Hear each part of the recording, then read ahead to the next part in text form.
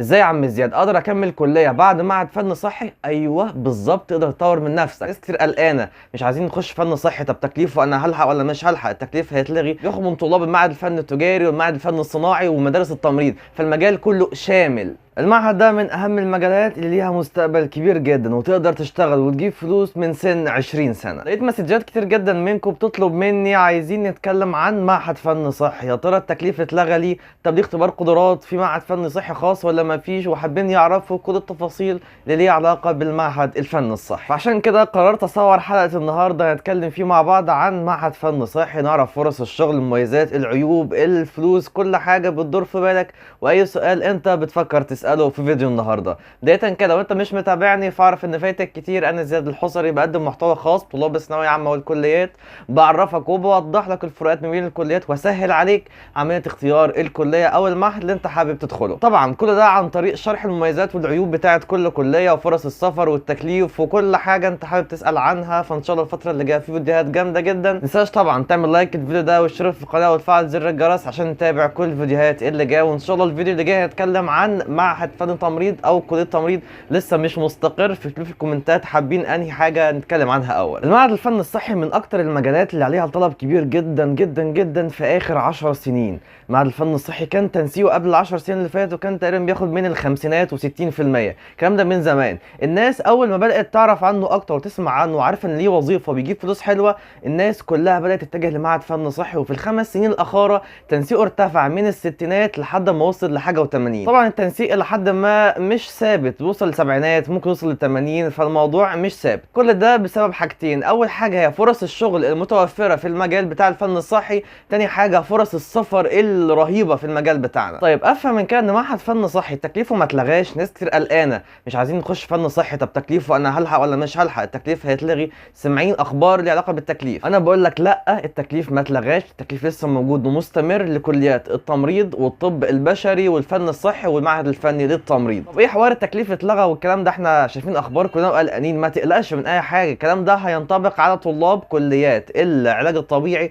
وطب الاسنان والطب البيطري، الكليات اللي هي تكليفها او خلاص اكتفوا ما عادوش عايزين خريجين. لكن فن صحي، فن تمريض، كليه التمريض، المجالات دي كلها فيها عجز رهيب. انا لسه بقولك في بدايه الفيديو فرص السفر بتاعتها كبيره جدا، فاي حد بيتخرج بيسافر على طول، فبالتالي في عجز رهيب بسبب الناس اللي بتسافر والناس اللي بتشتغل برايفت. فلو انت شايل هم نقطه التكليف ما تقلقش خالص، ان شاء الله هتتخرج وهتشتغل ويعني انت هتكون زي الفل وما تشيلش هم حاجه. والكلام ده كله اصلا مش كلامي، الكلام ده كلام دكتور كوثر محمود نقيب التمريض. يعني ما فيش اعتقد حاجه مصداقيه اكتر من كده. دي نقابه التمريض ووضحت اكتر من مره ان خلاص التكليف مش هيتلغي. الكلام ده بس عشان الاشاعات المنتشره. التكليف مش هيتلغي، التمريض وطب بشري والمعهد فنون تمريض والمعهد الفن الصحي. المعهد بتاعنا بياخد او بيقبل من انهي شعبه؟ المعهد بتاعنا شامل، بيقبل من طلاب الشعبه العلميه بفرعيها، الفرع العلمي علوم والفرع العلمي رياضه. مش بياخد من ادبي بس، بياخد الشعبه العلميه. ده في حد ذاته ميزه كبيره جدا. معهد بياخد من الشعبتين فيعني المجال هيكون مفتوح. كمان بتقبل من طلاب المعهد الفن الصناعي شعبه كهرباء وشعبه الكترونيات، وكمان بيقبل من طلاب المعهد الفن التجاري الشعبه العامه، وكمان بيقبل من طلاب المدارس التمريض اللي هي بعد اعدادي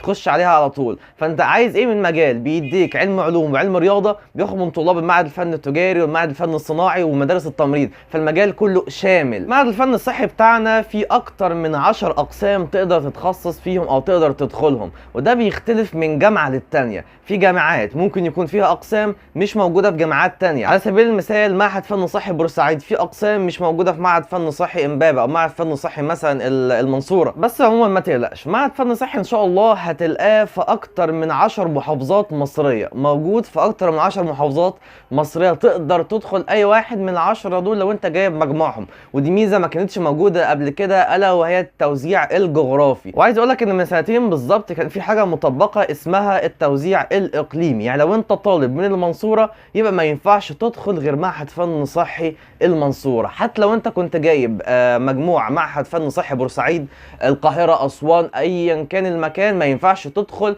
غير في محافظتك.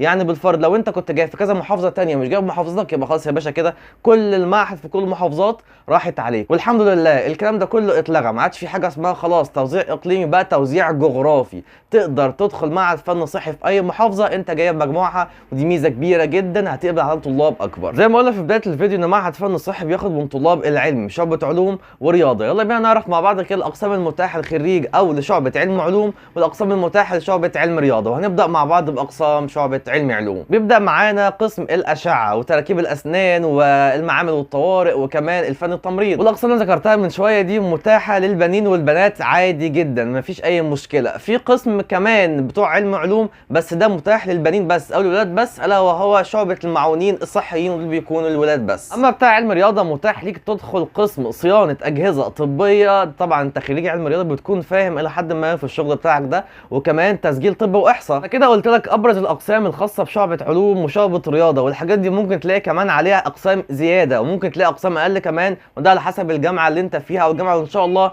انت هتدخلها. بس انا جمعت لك كده ابرز الاقسام. هتكلم مع بعض عن حاجتين لهم علاقه بالتنسيق، تنسيق المعهد الفن الصحي، تاني حاجه تنسيق الشعب جوه المعهد الفن الصحي، ودي اللي انا هبدا بيها. يعني بالفرض انت خلاص قابلت في معهد فن صحي وليكن مثلا في القاهره، انت عايز تعرف انت هتكون انت مثلا علم علوم هتخش تركيب اسنان ولا تمريض ولا مثلا اشعه، ده يتحدد على اساس ايه؟ هيتحدد على اساس المجموع بتاعك. بيكون في تنسيق داخلي كمان جوه المعهد. يعني انت بعد ما تكون قبلت في المعهد بتاعك بيكون في برضه ترتيب رغبات كده، 1 2 3. عايز مثلا اول حاجه شعبه اشعه رقم 1، تاني حاجه فن تمريض، تالت حاجه مثلا شعبه التحليل او تركيب الاسنان. انت بتكتب كده وعلى حسب مجموعك بيجي لك شعبه كذا. طبعا كل ما يكون مجموعك عالي كل ما يكون يعني او القسم او فرصك ان تكون موجود في الحاجه اللي انت عايزها اكبر. نفس الكلام طبعا ينطبق على طلاب علم رياضه والقسمين بتوعهم اللي هو تسجيل طب واحصاء والقسم بتاع صيانه الاجهزه الطبيه. غالبا كده الكلام خدني معاكم وما قلتلكوش مده الدراسه في المعهد الفن الصحي عباره عن كام سنه. مده الدراسه في معهد فن صحي عباره عن سنتين بس، يعني سنتين وبتتخرج وبتشتغل بيكون معاك فلوس وزي الفل. مش بس سنتين، هما سنتين كده وست شهور. 6 شهور دول تحت مسمى الامتياز او التدريب. تبدا تحتك بالبيشنت او بالمرضى او بالقسم اللي انت فيه في السنه اللي هي 6 شهور دي. او باختصار كده هما بيدربوك على الشق العملي ان شاء الله عشان تكون مؤهل انك تشتغل باذن الله في التكليف وفي الوظيفه بتاعتك. وما تقلقش يا عم، انت كده مش هتكون خرجت بنسبه 100% غير لما تقضي 6 شهور الامتياز بتوعك.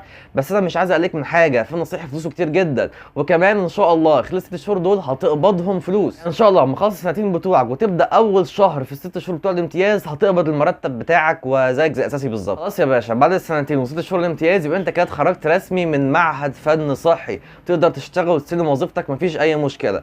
انت بتتخرج على درجه فني مثلا تحاليل فن تمريض ايا كان الشعب اللي انت فيها، بس بتتخرج على درجه فني. عايز اوضح لك كده الفرق ما بين الفني والبكالوريوس والمؤهلات عموما. طيب مؤهل الكليه هو عباره عن مؤهل عالي او مؤهل او بكالوريوس، لكن مؤهل المعهد الفني الصحي هو عباره عن مؤهل فوق متوسط تحت مسمى فني. لكن المؤهل الاقل شويه اللي هو بيكون اصلا بعد الاعدادي، يعني ثانويه عامه. بس تعال اقول لك كده ترتيب الدرجات او ترتيب يعني الشهادات. اول حاجه ثانويه عامه، نعلى شويه بقى فن صحي، نعلى شويه بقينا كليه او بكالوريوس. طيب الناس اللي حابين يعلوا من شهادتهم ممكن يقول لي انا مش فارقه معايا، انا حابب اشتغل من سن صغير، مفيش مشكله، تبدا تشتغل على طول. لكن دلوقتي كلام من الناس اللي حابين يطوروا من نفسهم اكتر وياخدوا كليات تانية. ازاي يا عم زياد اقدر اكمل كليه بعد معهد فن صحي؟ ايوه بالظبط، تقدر تطور من نفسك وتخش كليه كمان بعد معهد فن صحي. تقدر تكمل بعد معهد فن صحي اكتر من 3 كليات. تقدر تكمل كليه هندسه، كليه تمريض، كليه علوم، كمان كليه العلوم الصحيه التطبيقيه. الحاجات دي كلها بتكون متاحه ليك كخريج معهد فن صحي. لو انت تفوقت في الشعبه بتاعتك خلال سنتين الدراسه بتوعك بتكمل الكليه عادي جدا. وطبعا لما بتكمل كليه بيكون عندك مميزات وفرص تانية مش موجوده في المعهد، الا وهي الزمالات، الماجستير، الدكتوراه. لكن الكلام ده مش متاح لطالب المعهد بس، لان شهادتك مش بتاهلك انك تعمل ماجستير او دكتوراه والكلام ده كله. لكن لو انت دخلت معهد فن صحي، دخلت هندسه، تمريض، علوم صحيه تطبيقيه، تقدر بعدها ان شاء الله تعمل ماجستير ودكتوراه. فانا اقول لك المعهد بتاعنا النهارده معهد جميل جدا ورائقه زي الفل. انت تقدر تدخله من كذا مجال تقدر تدخل بعضه كذا مجال تاني وتقدر تشتغل وتكتفي بس بشهادتك من سن 20 سنه. حابب تكمل كليه مفيش مشكله، انت كده طورت من نفسك. برضو من مميزات المعهد فرص السفر المتوفره بشكل ملحوظ دول الخليج وبالتحديد في المانيا كمان لو بره مصر. كمان انت متخيل انك تقدر تجيب فلوس من سن 20 سنه وانت بتشتغل، تطلع شفتات برايفت، وانت متخيل انت مثلا في معهد فن صحي خلاص خلصت عندك 20 سنه، زميلك اللي في كليه مثلا طب بشري قاعد 7 سنين ووصل ل 25 سنه ولسه مش قادر يجيب جنيه. فانت يعني المجال ده زي الفل جدا. نيجي نتكلم عن تنسيق معهد فن صحي لشعبه علم علوم وعلم رياضه. التنسيق الاولاني بقى مش تنسيق الشعب الداخلي، تنسيق كله اللي هيدخلك اصلا المعهد. نيجي تنسيق علم علوم. علم علوم طبيعي ان هو في اقسام اكتر لخريج علوم عن خريج رياضه، فبالتالي التنسيق بتاعه يكون اعلى من تنسيق رياضه. المعهد الفن الصحي لشعبه علم علوم بياخد تقريبا من حوالي 75% ل 82% في الرينج ده، وان شاء الله السنه دي غالبا هيكون برضه في نفس الرينج ده. لكن المعهد الفن الصحي لشعبه علم رياضه بياخد تقريبا من مجموع 65% ل 75% لو انت خريج علم رياضه. ممكن ينزل عن كده، ممكن يعلى، بس ان شاء الله هيكون في الرينج ده غالبا يعني. اما جاوبك كده على كام سؤال بيدور في دماغك. التكليف هيتلغي؟ لا، التكليف مش هيتلغي. طيب معهد فن صحي ليه اختبار قدرات؟ لا، ملوش اختبار قدرات، بتكتب بس في التنسيق وان شاء الله بيجي لك وبتدخله بكل سهوله. تختصر سنين الدراسه وبتشتغل من سن صغير، فانا برشحه لاي حد كده خلقه ضيق او عايز ان هو ينجز بدري ويشتغل ويمسك فلوس. بس كده فيديو النهارده خلص. اكتبوا لي في الكومنتات رايكم في فيديو النهارده، وكمان حابين نتكلم عن معهد ايه او كليه ايه الفيديو اللي جاي عشان ان شاء الله نصور مع بعض. عندك اي سؤال اكتب في الكومنتات تحت او ابعت لي على الانستجرام، برد على كل المسجات اللي بتجيلي. وابعت الفيديو ده لكل اصحابك عشان بنتكلم عن ثانويه عامه والتنسيق والكليات، وان شاء الله بسهل عليك اختيار الكليه والمميزات والعيوب وكل التفاصيل. بس كده اشوفكم ان شاء الله الفيديو اللي جاي، الا هتكتبوا لي حابين يكون عن ايه وفي الانستجرام. وشكرا.